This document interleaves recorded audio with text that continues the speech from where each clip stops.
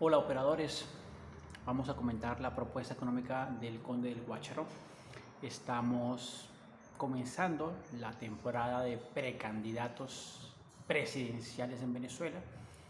El tema de la economía, la economía es un tema muy importante, como todos ustedes saben, y todos están opinando sobre ese tema. Entonces, vamos a comentar qué es lo que dicen, cómo lo dicen, si eso está bien, si eso está mal, de manera tal que podamos tener una discusión nacional sobre las propuestas que los candidatos están haciendo.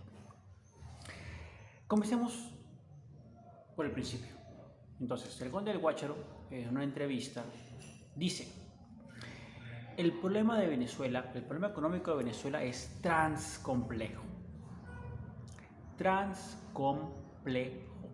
Miren, yo estoy casi seguro que esa palabra no existe. Transcomplejo. Ahora, sí estoy seguro que en economía esa palabra no existe. Transcomplejidad. Tal vez alguien escribió algo sobre el tema, pero no la veo no es muy popular en teoría económica, si es que ya existir. Ahora, él dice más adelante, y en eso él sí tiene razón, que los problemas de Venezuela son multicausales, es decir, tienen múltiples causas, tienen múltiples factores. Eso sí es muy cierto. Continúa hablando y dice: mire, el problema en Venezuela, el principal problema de Venezuela es la deuda pública. La deuda, es decir, las obligaciones financieras que los venezolanos tenemos, porque el Estado venezolano, controlado por el chavismo, se endeudó y ahora todos tenemos que pagar esa deuda. Y él dice: ¿tenemos que pagar esa deuda? No, está mal. Antes de explicar por qué esa propuesta está mal, y está muy mal de hecho, déjenme explicar qué es la deuda. Las podemos dividir en dos categorías: la deuda pública y la deuda privada. La deuda pública es la deuda que asume el Estado venezolano. La deuda privada es, como su nombre lo indica, la deuda que asumen personas o empresas. Por ejemplo, una empresa privada en Barquisimeto puede endeudarse con un banco en Panamá.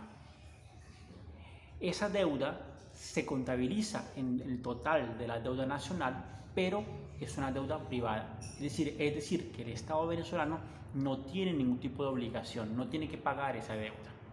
Esa deuda la paga es la empresa que asumió el compromiso financiero. La deuda pública es la deuda que el Estado venezolano sí contrae. Y esa deuda pública se puede dividir en dos grandes categorías. La primera es la deuda externa, deuda pública externa, y la segunda categoría es la deuda pública interna. La deuda pública externa es cuando el Estado venezolano pidió plata prestada afuera de Venezuela a gobiernos como el de China, como el de Rusia, por ejemplo, y la deuda y también a acreedores privados en otros países, por ejemplo, las empresas, las personas, los fondos de inversiones que compraron los bonos de PDVSA, que compraron los bonos del gobierno venezolano. Esa es la deuda pública externa. Es mucho más complejo, hay más actores involucrados, pero vamos a simplificarlo y dejarlo hasta aquí. Luego está la deuda pública interna, que son las obligaciones financieras que el Estado venezolano tiene que va a asumir con personas del propio país. Por ejemplo, pago de bonos, pago de aguinaldos. Si el Estado venezolano contrata a una empresa privada para que haga una carretera o que haga un puente, tiene que pagarle el dinero a esa empresa. Y eso es parte de la deuda pública interna. Esto también es mucho más complejo. Hay muchas formas de subdividir la deuda pública interna de un país, pero simplificándolo es exactamente esto.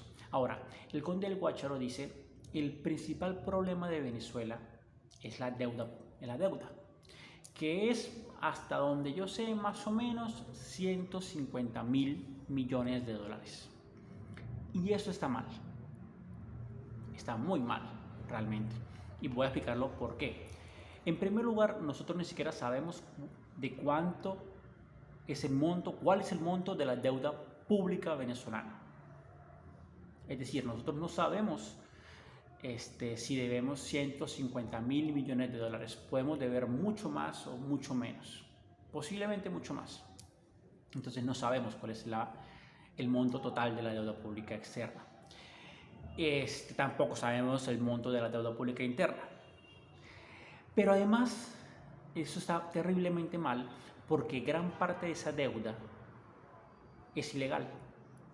Es decir, el Estado venezolano, o mejor dicho, funcionarios públicos del Estado venezolano, funcionarios públicos, asumieron o endeudaron a la nación mediante procedimientos ilegales. Firmaron contratos de deuda que no cumplen la normativa venezolana, que no cumplen la legislación venezolana para asumir deuda pública. En muchísimos casos, las empresas que prestaban el dinero eran empresas de maletín, creadas en paraísos fiscales por venezolanos, funcionarios públicos, testaferros de los funcionarios públicos. Y esa plata que le prestaban al Estado venezolano era dinero del mismo Estado venezolano. Entonces, el primer paso para hablar sobre la deuda pública de Venezuela, el primer paso, el indispensable, es revisar todos los contratos de deuda del país, depurarlos, revisarlos con abogados, revisarlos con contadores para determinar cuáles de estos compromisos financieros son legales y cuáles son ilegales. Eso es lo primero que hay que hacer. Si nosotros los venezolanos pagamos a ojo cerrado la deuda que hay, estamos básicamente entregándoles miles de millones de dólares, decenas de miles de millones de dólares a personas corruptas del gobierno y del Estado venezolano. Entonces, mal hecho por ahí, con Del Guácharo, asesórese mejor, no vuelva a decir una barbaridad como esa, por favor. Luego, él avanza, él dice, bueno, hay que refinanciar la deuda, sí es cierto. Una vez la deuda se ha depurado, una vez tenemos seleccionados los compromisos que son ilegales y los compromisos que sí son legales, ahí en esos compromisos legales que sí hay que pagarlos, eso sí hay que refinanciarlos. Hay que hablar con los acreedores, hay que decirles, miren, no tenemos plata, no tenemos dinero, entonces vamos a negociar. Entonces deme más tiempo, en fin, le vendo algo, le pago con petróleo, ahí vemos cómo se hace para poderle pagar esa deuda. Eso sí es muy cierto, eso hay que refinanciarlo. Pero ojo, después de haber depurado las listas, de haber depurado la deuda, antes no. Luego dice posiblemente, o sea, el conde sigue hablando y él dice posiblemente una de las barbaridades más grandes que yo he escuchado en mucho tiempo. Y miren que yo he escuchado barbaridades enormes, pero él dice una de las frases más espantosas que se pueden decir, y esto es la diferencia entre la macroeconomía y la microeconomía. Según el conde del Guácharo, la diferencia entre la macroeconomía y la microeconomía es que la macro es de largo plazo y la microeconomía es lo de corto plazo. Macro, largo plazo, y micro, el día a día. Mire, eso es una barbaridad, eso es una bestialidad, eso es impresentable, eso es mentira. La diferencia entre la macroeconomía y la microeconomía no es el tiempo, de ninguna manera es el tiempo. La macroeconomía, en términos muy simples, estudia los valores agregados de la economía. La microeconomía estudia, simplificándola también muchísimo, estudia las decisiones que agentes como las personas, como las empresas, toman de acuerdo a cierto contexto.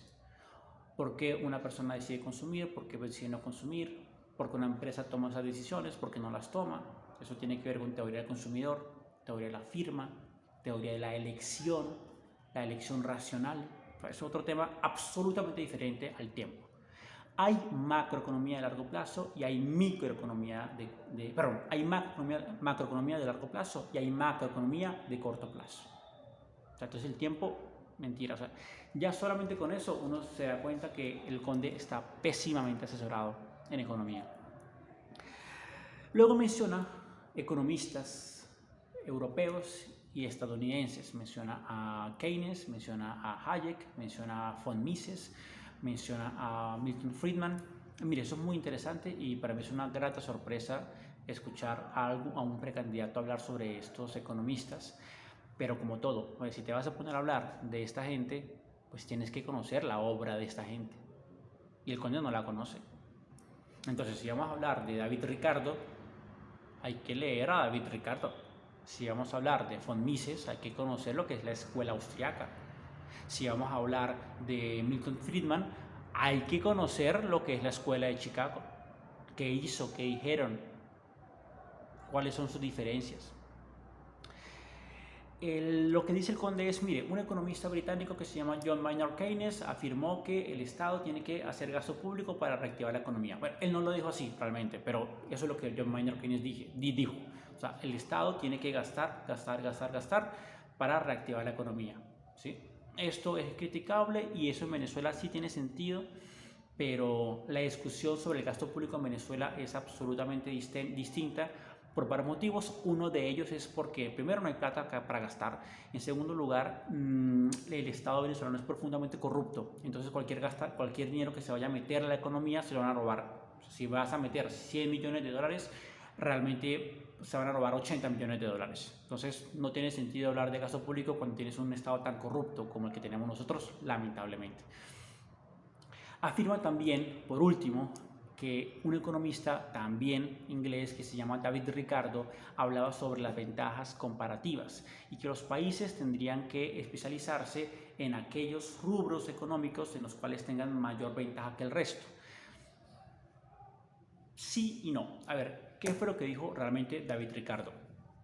Él dice, miren, si usted es bueno en un campo de la economía, en agricultura, en pesca, industria, lo que sea, en lugar de ponerse a concentrar recursos en otro campo de la economía, entonces enfóquese en lo que usted ya es bueno, enfóquese en lo que usted ya hace bien, para hacerlo mucho mejor que el resto. Y al hacer esto, usted, según David Ricardo, va a tener mucha más, digamos, va a tener un bienestar mayor. Su economía va a crecer más rápido. Sí y no. Mire, en primer lugar, eso no es exactamente así. De hecho, y David Ricardo, para tomar en cuenta, eso escribió hace varios siglos. Eso, David Ricardo no es del siglo XX ni del siglo XXI, eso hace mucho tiempo. Pero además de eso, pensemos un poquito en el tema. ¿Especializarnos en qué? Que la economía venezolana se especialice en lo que es bueno, la agricultura. Claro, hay que especializarnos. En el petróleo también hay que especializarnos. Pero hay muchos campos de la economía mundial en los cuales también deberíamos comenzar a especializarnos, porque de lo contrario, los países de al lado, los países de la región y las potencias mundiales nos van a sacar mucha más ventaja que la ventaja que ya existe en este momento. Entonces, si nosotros nos ponemos a especializarnos en lo que ya somos buenos, vamos a especializarnos en 3, 4, 5 campos que son profundamente competidos en el mercado mundial, que generan muy poca rentabilidad, y al hacer esto estamos literalmente decidiendo no enfocarnos en aspectos económicos que son la revolución del siglo XXI, revolución en términos económicos, no políticos.